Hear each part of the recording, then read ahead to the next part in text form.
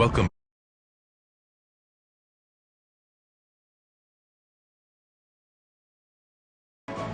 As the fight begins, first use Zhongli's elemental skill to summon a... The newest 1.5 update has brought some surprising changes in team building, and these are the three biggest considerations for beating the new Spiral Abyss.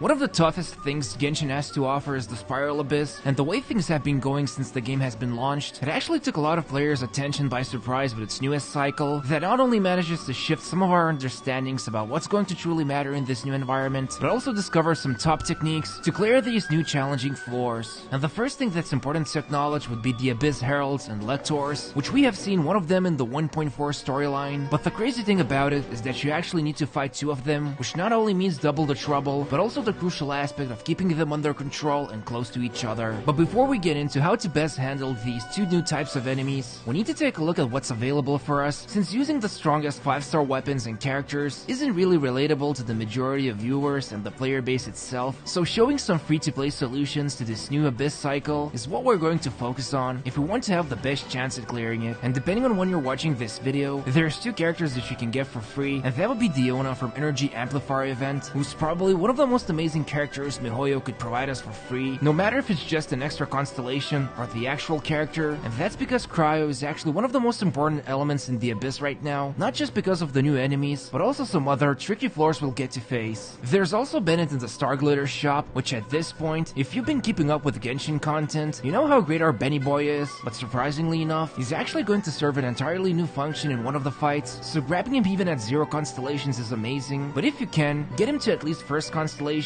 so you can utilize his damage boost without needing to fulfill those odd health conditions. Finally, there's going to be a couple of characters that don't really need to be built in order to take advantage of what they offer, so even if this is one of the toughest Abyss cycles we've seen, there's still some support and tricks that can help you clear it without needing to rely entirely on damage. And that's the thing about the new Spiral Abyss. The 11th and final floors don't just check for damage, but also tests your understanding of elemental attacks, and from the way things have been going so far, technical mistakes are always going to be the next big thing that keeps you away from either clearing or obtaining more stars, but it also shows how some elements like Cryo or even Electro have become more relevant than ever before, just when you thought that it was Pyro that mattered this whole time.